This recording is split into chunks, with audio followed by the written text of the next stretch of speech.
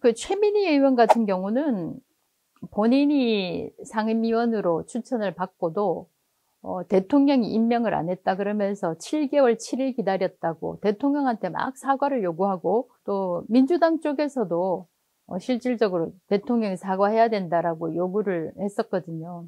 근데 그 7개월 7일 기다렸다고 그러던데, 한국정보산업연합회, 여기서 이제 상근 부회장으로 근무를 한 이력이 있거든요. 근데 거기 회원사가 통신사들이 대거 회원사로 등록이 돼 있는 거예요. 그러면 이제 방송통신위원회, 뭐 대규모 통신사들이 다 들어가 있어요. 그 전에 정보산업을 진흥하는 그런 곳에서, 그런 연합회에서 부회장으로 근무를 한 이력이 있다? 이게 이제 그 상당히 이해충돌 요인이 있기 때문에 안 된다라는 의견이 굉장히 많았어요. 그거를 법제처에서 검토를 해라 이렇게 돼 있는데, 본인이 생각하기에는 많이 걸렸을 수 있겠죠. 다른 계획을 하겠다 그러면서 자진 사퇴했단 말이에요. 2023년 11월에 사퇴를 하고, 그 얼마 이후에 이제 그 총선에 출마했죠. 그리고 남양주에서 당선이 됐고. 아니, 대통령이 먼저 사과해라. 어? 그 최민희 그 비추천, 그러니까 최민희 후보자 경우에 추천 안 하지 않았냐. 그 부분에 대해서 사과를 해라. 사과를 하면 이제 그 다음에 우리가 보겠다. 민주당에서 보겠다. 이렇게 됐는데, 임명하고 말고는 그 대통령의 권한이에요. 그 법 자체에 국회에서 추천하면 자동적으로 뭐 즉시 지체 없이 임명해야 한다. 이런 규정이 없어요. 나도 좀 세보니까 9개월 9일이더라고. 9개월 9일 기다리다가 21대 국회가 끝나면서 후보 자격이 자동적으로 없어졌어요. 왜냐하면 이게 21대도 알다시피 민주당이 다수예요. 22대도 민주당이 압도적 다수지만, 방송통신위원회 상임위원은 본회의에서 표결을 해야 된다고. 본회의 표결을 하는 그 권한이 민주당에 있어요. 나는 국민의힘 후보로 추천됐는데 왜 나는 표결에 통과 안 시켜주냐고. 이재명 대표가 사과해야 되는 거 아니에요?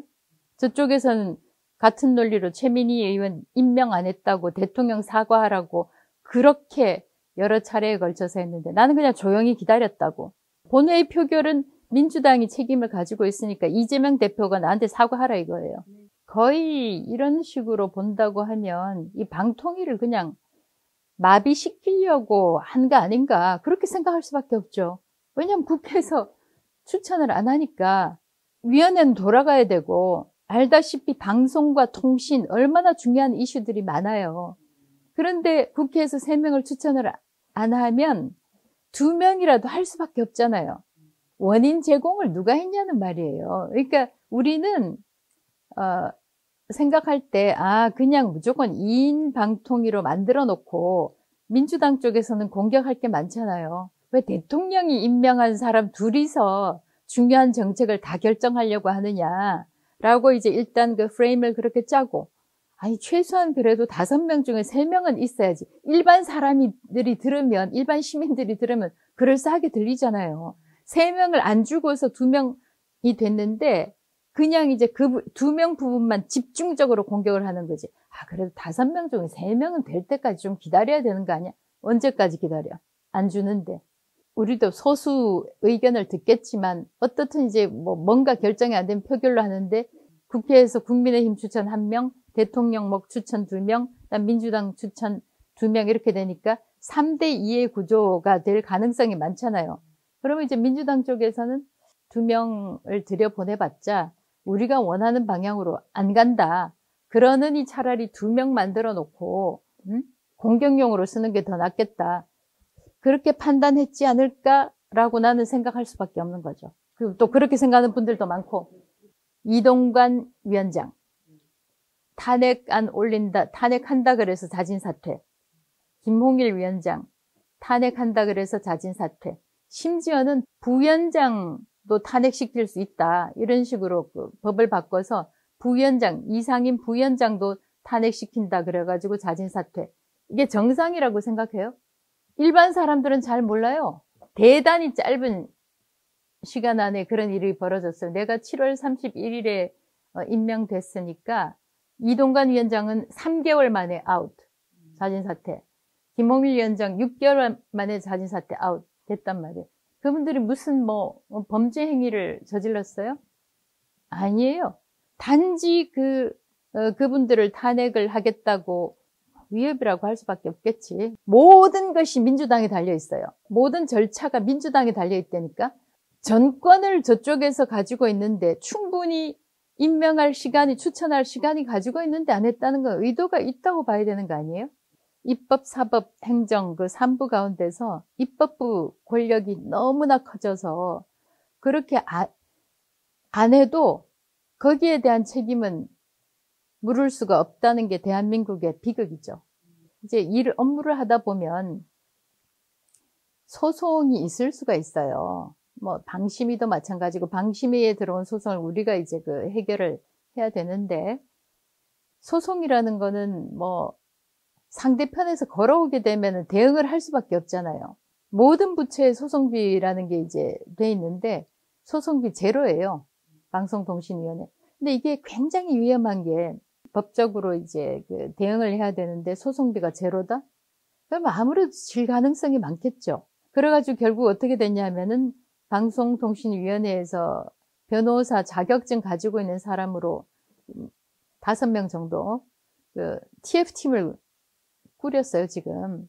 직원들도 변호사 자격증도 가지고 있고 방송통신 업무를 해온 사람들이니까 업무 파악도 돼 있지만 또 상대는 보면 소송만 전문적으로 해온 사람들이란 말이에요. 위험할 수가 있겠지, 소송에 있어서. 좋다 이거예요. 개인 사유로, 개인이 어떻든 위원장이든 어떻든 개인의 이른바 과실을 문제 삼아가지고 탄핵을 하니까, 이 지불한다. 이까지 100번 양보하겠습니다. 그것도 나는 이제 방송통신위원회에서 나뿐만 아니라 앞으로도 그런 일이 생길 수 있으니까 해야 된다고 생각하지만 어떻든 지금 현행법상으로는 개인이 지불해야 되니까 오케이. 근데 국회에서는 왜 세비로 국민 세금으로 내냐 이거예요. 내 생각에 그거를 이제 발의하고 거기에 찬성한 의원들이 n분의 1로 부담해야 된다. 이렇게 하면 29건이나 탄핵 발의가 될까? 그런 생각이 들어요. 그러니까 국회는 그냥 하면 되지. 왜냐하면 본인한테 돌아오는 아무 손해가 없으니까. 그런 법안 아무도 물론 발의 안 할 거야. 그 다음에 이제 예를 들어서 내가 기각이 됐다. 그럼 내 소송비 다 그 사람들이 또 다 부담하고. 왜 합리적이지 않아요? 그러면 책임 있는 탄핵, 책임 있는 행동이 거기서 있게 되겠지. 일반인들은 모른다니까. 자기네들 세금이 그렇게 나가는지.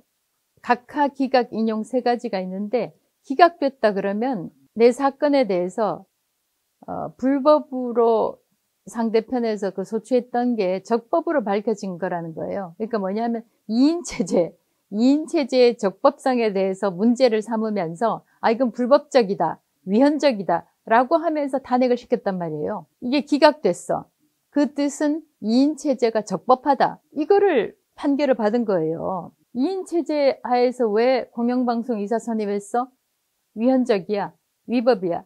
그렇게 해서 가져갔는데 이걸로는 파면 안 돼. 뜻이 뭐냐 하면 김태기 부위원장하고 2명이 또다시 이사 선임한다. 그걸로 파면시킬 수 있어요? 심플한, 단순한, 간단한 문제란 말이에요. 헌법재판소가 너무나 이념적으로 편향됐다. 이 지적을 많이 받잖아요. 그러니까 6대2 정도 나오지 않을까 했는데 4대4가 나왔단 말이에요. 근데 이제 그 정도 나오면은 오케이, 수긍할 수 있어. 이렇게 생각했는데 4대4 나온 거 보고 이거 정말 헌재의 이념 편향성에 대해서 사람들이 왜 얘기를 하는지 그걸 이제 알게 됐는데 헌재 같은 경우도 저 사람이 어떻게 할 거야? 기각할 거야? 인용할 거야? 그 정답을 사람들이, 시민들이, 국민들이 미리 안다? 바람직하지 않지. 그리고 이렇게 헌재가 외부 정치 상황에 휘둘려야 되나, 참 안타깝게 생각하죠. 내 사건 결과가 리트머스 시험지라고 얘기를 하더라고. 그러니까 내가 얘기를 하잖아요. 시험 문제 낼 때도 이거 뻔한 시험 문제 내면 문제 잘못 냈다 그러는데 이것도 판결하는 것도 누가 무슨 판결할 거다 이거 미리 알면 뭐 문제 있는 거 아닌가?